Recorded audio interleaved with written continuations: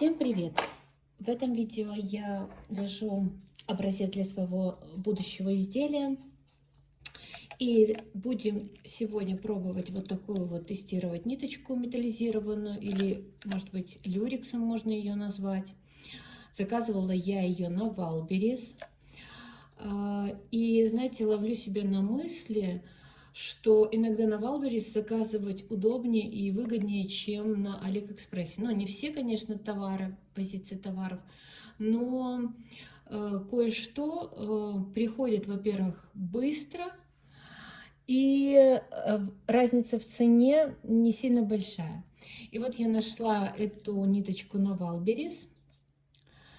Там были разные цвета, но там был потемнее золотой, черный, по-моему, серебристый какой-то был. Я заказала вот в цвете золота, по-моему, так. Светлое золото. Да, было темное золото и светлое золото. Специально распаковываю вместе с вами упаковочку, чтобы мы видели вот эту вот всю этикетку, фирму. И что тут пишет производитель, что это состав 100% полиэстер. И вообще это нить универсальная, как описывал продавец в характеристиках и описаниях к этому товару. Так, вот она такая блестящая. Сейчас выключу лампу. Дневной свет, конечно, сегодня, не сильно темно, но вот такой вот цвет. Не знаю, с лампой, может, лучше. Она такая блестящая, очень блестящая нить. Что по поводу моего образца? Мы сегодня будем вязать образец очень интересной вязкой. Я не могу сказать, что это узор, это не узор. То есть отнести к узору я не могу. Это способ вязания чередования тонкой нити с толстой. То есть это какой-то как еще один способ, который мы можем использовать для вязания своих каких-то изделий. Провязала 25 рядов, мне нужно это для образца. И дальше, значит, я буду сочетать вот такую махеровую нить с этой тонкой нитью. И мы посмотрим, что это из этого получится. Образец я вяжу на 40 иглах. Плотность у меня сейчас стоит 7. И плотность я буду менять.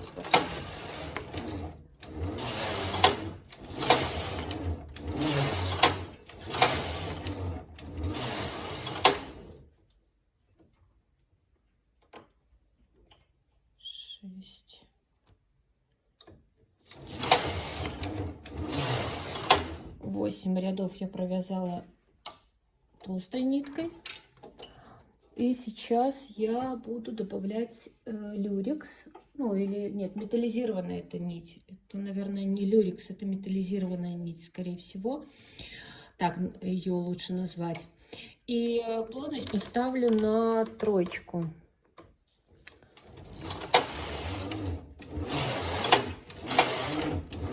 4, 5, 6, 7, 8, 9, 10.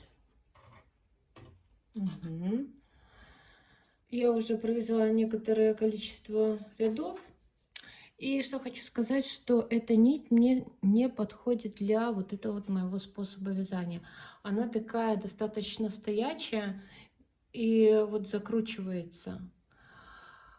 Но для панчлейс, мне кажется, это само то, возможно, будет. Но не знаю, нужно попробовать тоже. И я решила связать панчлейс, так как заказывала эту нить специально для панчлейс. И мы посмотрим, как выглядит эта нить в панчлейсе. Вообще, стоит ли ее использовать. Но на первый взгляд, вот когда я провязала, мне понравилось. Но посмотрим, когда мы снимем полотно. Вяжется хорошо, но такая достаточно нить капризная. Нужно постоянно контролировать ее.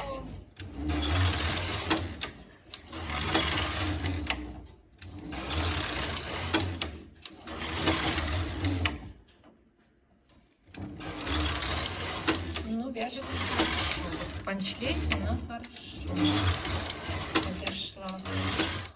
Ну вот посмотрите, как красиво эта нить выглядит в панчлейс. Вот как я и говорила, что она такая стоячая, как тонкая-тонкая проволока. И прям идеально. Конечно, она такая немножко капризная ниточка, но приловчиться можно. Я это еще не отпарила, у меня слетела просто вся вязка. Так получилось, что я не заметила, не в то окошко нить направила.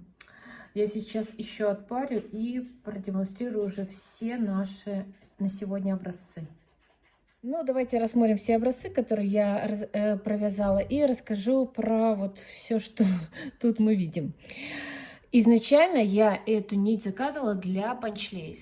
И скажу, что она с этой задачей справилась очень даже прекрасно. И если поставить оценку, из 10 11 баллов. Посмотрите, вот я отпарила, но вы видели, когда я сразу сняла полотно с игольниц, то она вот такая же была. То есть она держит вот эту вот петлю, форму. Прикольно, очень интересно, рекомендую. Но что один момент, она такая капризная ниточка, нужно немножко потренироваться. Сначала ей провязать несколько образцов, потренироваться, присмотреться, что она любит, как она лучше вяжет, и потом вязать изделия. Ну, я в восторге для панчлейс просто идеально. Посмотрите, прям ажур, как будто бы не панчлейс, а просто ажур. Так, у меня просто темно, и если я выключу свет, вот выключила, вот при дневном свете, вот так видно. Так, что я делала свой образец для нового изделия? Значит, я покажу сразу то, что вот видели вы видео, когда я вязала, да? Так, это вот этой ниточкой, она, скажу, не совсем мне подходит, но один момент. То есть вот я вязала этой ниткой, которую я тестирую, металлизированной ниточкой. Она не совсем подходит, потому что она сложна все-таки мне для провязывания вот так отдельных рядов. Но потом я сделала другой образец. Ну, тут более... Так, закрутилась. Более заметно. Но опять же, нет, мне не совсем это подходит для моего именно образца, который я буду сейчас использовать для своего нового изделия. Но вот так вот оно выглядит. И сейчас покажу тот образец, который я буду использовать в своем новом, ну, то есть за основу буду брать этот вид, способ вязания в своем новом изделии. Вот, значит, вот смотрите, я взяла вот эту нить, которая у меня катушечная и люрекс, они мягкие, и вот получается вот такой вот красивый рельефный,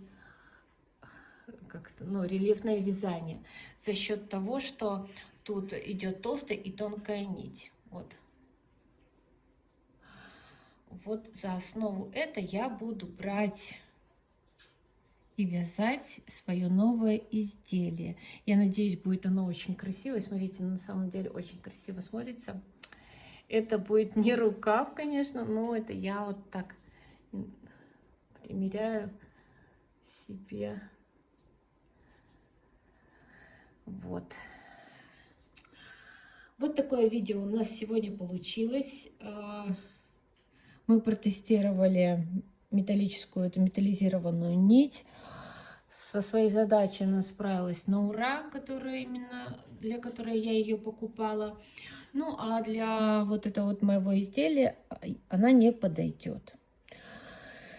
Спасибо за просмотры, за лайки, за комментарии. И до встречи в следующем видео. Всем пока!